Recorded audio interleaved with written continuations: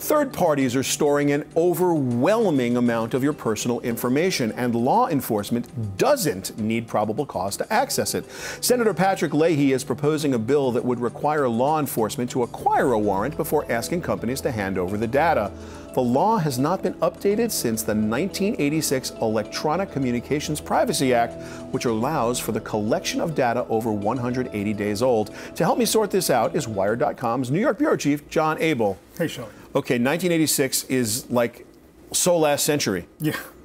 Yeah, you know, the funny thing is, a couple of weeks ago, we were wringing our hands over Apple and Google collecting geolocation data, which was sort of a tempest in a teapot. This is kind of funny because the original law was meant to protect people, because no one kept anything on a public server for more than a few minutes. Email passed through it and then it came to your hard drive. Right. So the idea was, we're protecting you because anything that's over 3 months old we can have, but there's nothing there that's 3 months old.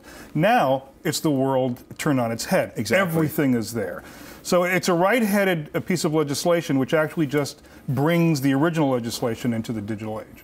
What do you think is going to happen now where we have lawmakers?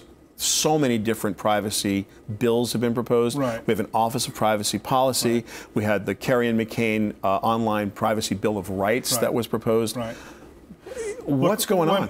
When legislatures err on the side of smart, even in a dumb way, it's better. We're post-Patriot Act mentality now, where everything was supposed to be whatever the feds want. We're beyond that. So now we're sort of in a libertarian frame of mind, which is good for the consumer. A lot of these things will be done stupidly. A lot of these things will be done unnecessarily. They will actually stifle competition and development and stuff like that. But at least they're thinking about the right things.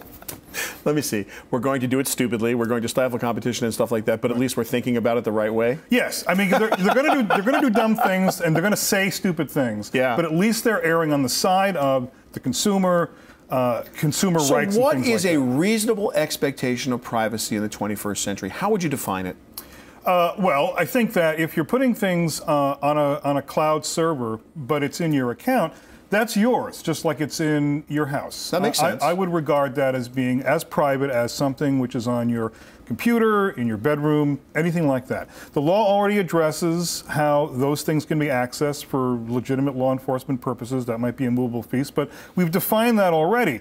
So if you just extend your kingdom concept to other places which are virtually yours, your cell but phone, not actually, yeah, your jump drive on your keychain. We know the concept. You know, right. it's called the Bill of Rights. We do know the concept. We do. John Abell, I don't think you and I are going to solve this, although we would really like to try. 3 minutes. We did 3 minutes and the entire privacy issue is completely solved. Done. Awesome. John Abell, Wired.com. Thanks so much for being here. Thanks, Shelly. I'm Shelly Palmer. Carefully where you put your jump drive. You're watching Live Digital.